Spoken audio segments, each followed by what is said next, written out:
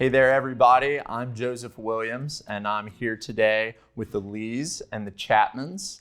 These two couples have been friends for decades, and something they have shared is a passion for supporting children and families in Tennessee, around the country, and around the world. Show Hope is a partner organization with Tennessee Fosters Hope with other nonprofits in an initiative that Governor Lee launched earlier this year to shine a light on foster and adoption in our state. They're going to tell us a little bit about their personal experiences, why they're passionate about this topic, and how each of us can get involved serving children and families in our great state. Let's start with the ladies. I know both of you have very personal experiences with your families with foster and adoption. Mary Beth, your family adopted 3 daughters from China. That probably sounds daunting for a lot of people out there. What's something you would want someone considering adoption to know and hear and think about? That's a really, really good question and a fearful question. Our daughter, Emily, who is now 35 years old and is the executive director of Show Hope, she and I went on a missions trip to Haiti in 1997. And on that trip, I came back pretty affected by what I saw globally, what it meant globally to me, and also knew that there was such a need too in our own backyard. But Emily continued to take it a step and a step and a step further, and she really asked Steven and I to pray about considering the orphan crisis and what that could mean to our family. And to our family, it meant Mary Beth being scared to death, not really knowing what that meant, because I had really never considered adoption, foster care, and she just simply looked at her dad and said, "We have room at our table. What are you going to do about it?" And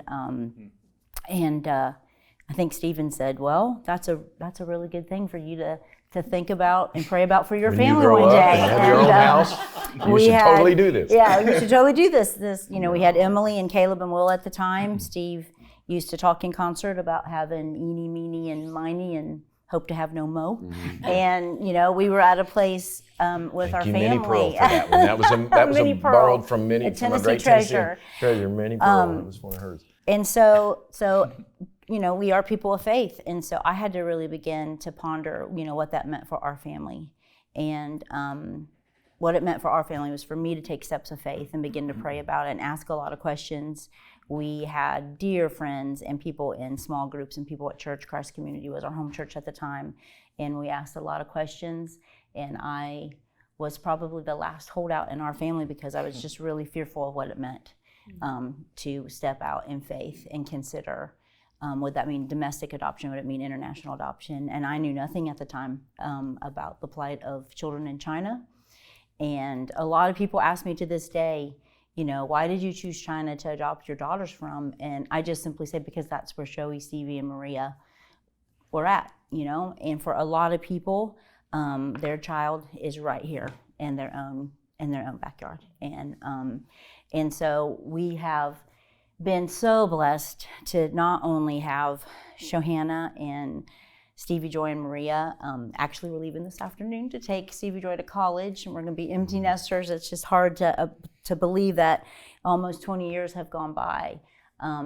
But the thing that we have seen the most is that the families, through the work of Show Hope, and we're so grateful to be able to partner with Tennessee Fosters Hope to help our state of Tennessee even become more caring for children, is that there's a lot of support, a lot of group involvement, and just asking those questions and stepping out in faith is really what we needed to do. When I couldn't see what was here, I just kind of took another step, and God just continued to show me the light. So just asking a lot of questions, and then just really praying about what God has for you and where that might lead you. And for us, it led us to China, and then to Show Hope, and then being able to sit here and help as many Tennesseans as possible. Something that you love to say is that not everyone is called to adopt, but everyone is called to do something. Yeah. And on that note, y'all's story is one of international adoption and helping support all sorts of adoption stories throughout the country. But Maria, rather than international adoption, your parents served as Mary Beth said, and children right in your backyard growing up, by fostering local kids and growing up in a household with a strong culture of serving others. What are some ways folks in your community supported your family during that time that made that easier and supported y'all as you fostered? Yeah, so growing up, my parents got involved with a pre-adopt program through Catholic Charities, and we took in newborns anywhere from a couple days old until generally around 6 to 8 months when they would be adopted. And there are so many ways that people around helped. Being one of 5 kids, we were a lot of those people helping. We were built-in babysitters, and occasionally on different nights, myself or one of my sisters would sleep on the couch. The baby slept in the crib in our living room. Our house was very small, so life just happened around that little baby. And so to give my parents a break, every now and then we would take a night and sleep on the couch and get up and feed the baby and go back to sleep and probably wake up again 2 or 3 times and then go to school. But that was probably one of my fondest memories growing up, is the time that we had those babies come in through our house. But, you know, they were babies, and so outside of babysitting, people would, you know, bring newborn clothes, you know, and because they were newborns, they were all being bottle fed. So people would bring formula and infant milk. You know, my sister right now is fostering, she and her family take in foster kids, and hers have been a little older, toddlers on up to some middle schoolers. And, you know, there's a lot of practical ways that people can help. You know, meals come to mind. You know, families that take in foster kids or adopt need dressers and another bed, or, you know, pajamas or a duffel bag for a lot of the foster kids who may end up moving often and need a place for their clothes. But a big thing that I think that can't be underestimated is just relationally. Someone, if you're not able to take in a child long term, to come alongside a family that is fostering or who has adopted, you know, and be an extra caring, positive adult in the life of that child, just to influence and invest in that child, to give them just another role model to look at. And in that vein, also coming alongside the parents who are fostering or adopting, who just need some encouragement, and, you know, to commit to pray for them daily and to check in maybe with a phone call once a week, and just to hear their heart of how they're doing, their ups and downs, you know, their trials and triumphs, and be that encouraging voice that kind of will just get them through that next day if needed. Yeah, and I think you can't underestimate just the importance and the power of that. Those are some really good practical ideas. Steven, you've been in ministry and Christian music for decades. You've played so many. He keeps saying decades, like the people sitting around this table are really old. Now, you know, I started, you know, when I was like 5. So, okay, so if you do the math, it really... So technically it has been. He has a lot more decades left. All right. That's right. What role do you see the church playing in foster and adoption? In your view, what's the call on all believers' lives? Yeah.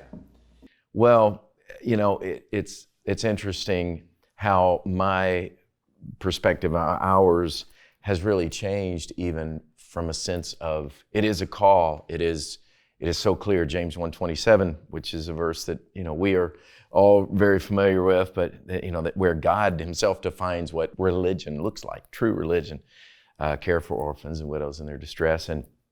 And so God makes it pretty clear, you know, there. It's one of the few places where I feel like, you know, so many scriptures, you're looking at it and there's, okay, I'm finding what the truth is here, but this one's like, here it is. Here's a definition for you of what God defines, you know, in his estimation of what religion really looks like. And we define it so many different ways. And so we that's so clear and has been such an anchor for us with the work of Show Hope, with our family. We knew immediately, reading that verse, that somewhere in here God is calling us. What I love about our journey personally really happened with Stevie Joy for me, with our second adoption, the one who's leaving the nest even in the next 24 hours, was this sense of invitation. And what I began to really understand is it's so consistent with all of Scripture. I think as a kid growing up, in the church, you hear so often God saying, or I would interpret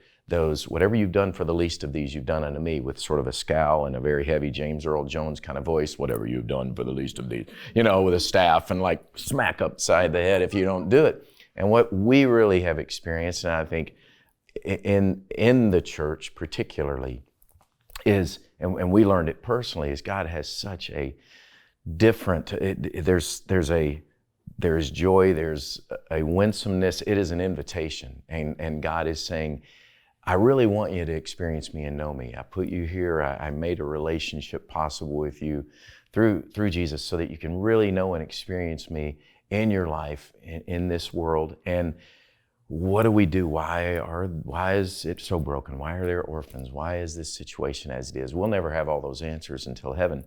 But what our experience has been is that God is saying, here's one of the many ways that I've presented that you're going to get to experience me. You're going to get to understand my love for you. You're going to get to be a part of, that great prayer that Jesus gave us, let, your kingdom come on earth as it is in heaven, that you're going to get to be a part of watching that happen. And so I'm inviting you in, more a sense of, as opposed to God saying, do this or I'm really going to be disappointed in you. What our experience has been is it's a lot more like if Bill or I were to, grab your Caleb or Jacob, or me, my Caleb or Will Franklin when they were boys, and go, hey guys, I got an adventure. Y'all want to go? You want to do something crazy? And it'll get crazy and it'll be scary and it'll mess you up, but it'll also bring more joy and just more life into your life. And so that really is what I believe the message for the church is in all of this. And for all of us, for all Tennesseans, for all of us, I really believe from the heart of the Father, of the fatherless, which is why any of us have any hope, because God cares so much about orphans that He would not leave us as orphans, but come for us, that we get to be invited into this tangible, incredible expression of the gospel, of what God's done for us.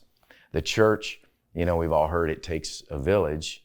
I love more thinking in terms of it takes a body, because it really is. It is the body at work. And that's, again, what we've experienced with the work of Show Hope. Our mission right out of the gate was to care for orphans, kids without families, by engaging the church, because we really believe the very front line of that invitation are the sons and daughters of God who have been adopted, who now get to go and do likewise. We've experienced this miracle. Now we get to go live it out. We get to go present it. And then beyond that, even, there's no greater, you look at the history of the church, there's no greater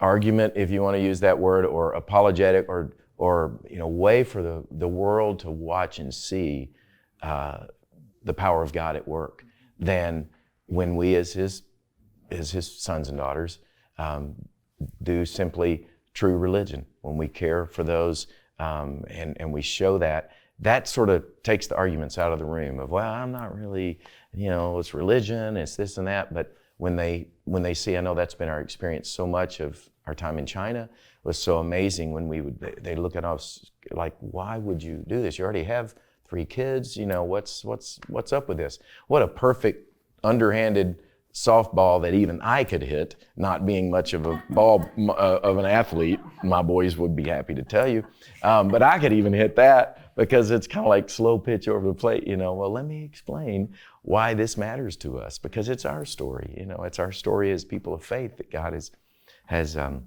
invited us into a relationship with Him. And so on so many levels, it's just a beautiful, awesome, hard, gloriously hard, frightening, but really, really good and important thing. And we're blessed and thankful to be a part of it, and just so thankful to you, Governor, and Maria, for your championing this as well, and all of our Tennessean friends. Thankful. That's amazing. Governor Lee, you bring a unique perspective and have a personal passion for this issue as well. You've talked recently about the importance of engaging the business community in addition to the faith community and other nonprofits. As a former CEO and now governor, what roles do you see businesses having and playing in these efforts? How can they get involved? Mm-hmm. Before I directly answer that, I'll just say I think it's interesting to think about all of our lives around the table that have been connected in a lot of ways over the years, but each story is one of being engaged in serving other people and then actually getting the blessing out of that. You talked about going to Haiti. That was a mission trip. You went with your kid. You saw something. Your heart was changed by that. It has led you down this remarkable path, and here you sit. And it's hard to imagine the tens of thousands of children that have been impacted by what you've done simply from, starting off going to a mission trip. Your story, your family's story, I certainly took my kids on mission trips and to Haiti and was profoundly impacted by that, which actually led me to be engaged here back at home in kids in the inner city that had their own challenges. So sort of the backyard issue before us.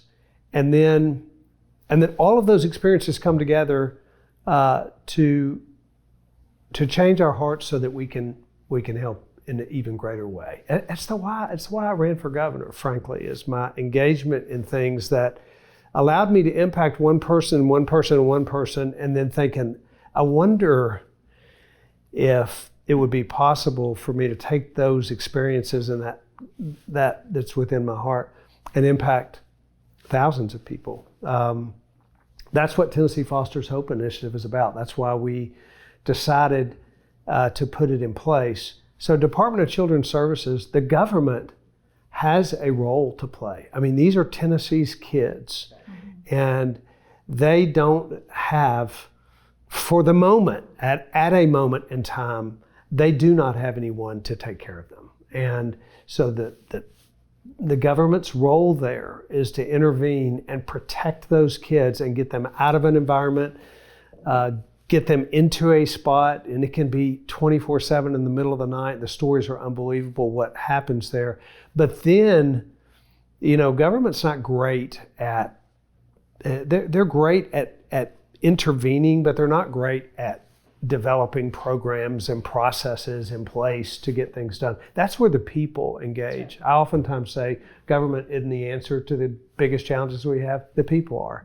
Government has a role, but at the end of the day, the people are going to solve it. And that is so true with kids in the foster care system, kids who need adoption. Government isn't where we should look to solve that problem. So that's why we created the faith-based office to intersect government with the nonprofit world and with churches. It's why we started Tennessee Fosters Hope. And the idea is that Tennesseans will engage, will have a spark, will have an experience, will say, you know what, I can be a part of that. I may not can foster, I may not can adopt, I might can help foster parents or those families like you were talking about.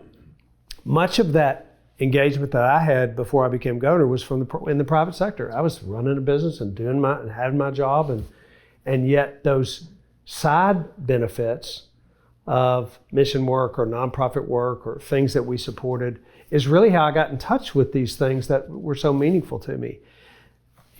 We know companies that have provided deep discounts on vehicles.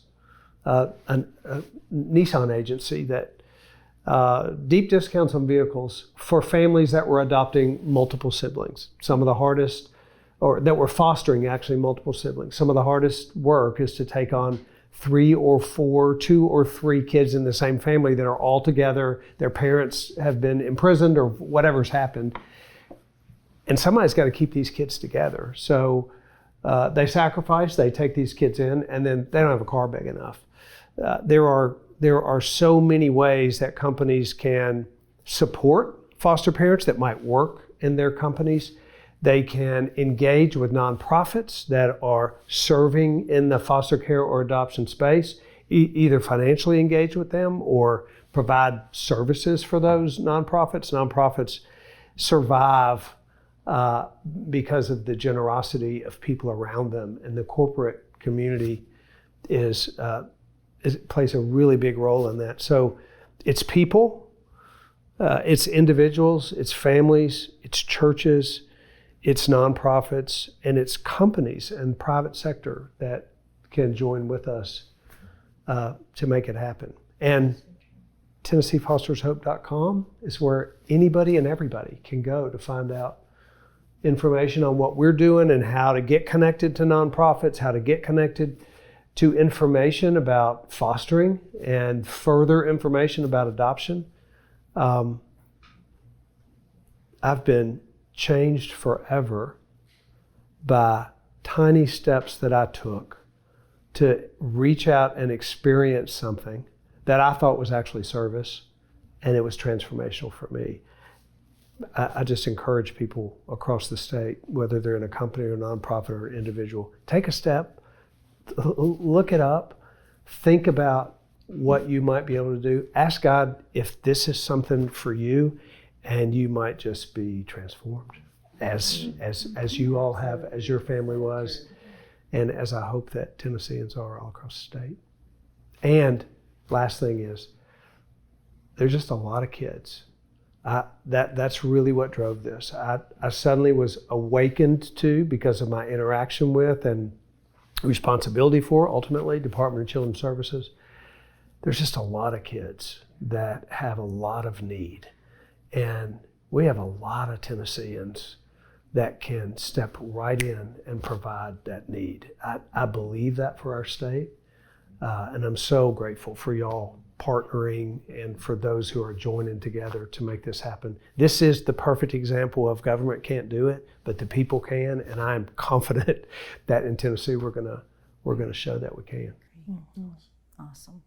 Well, thank you all for sharing and being here today. I know there's a lot more that can be said, but it's been great to hear your hearts and your experiences and how the Lord has used those things to bring us here in partnership together and share how the folks across Tennessee can lean in and help the kids who need it most. So thank you so much.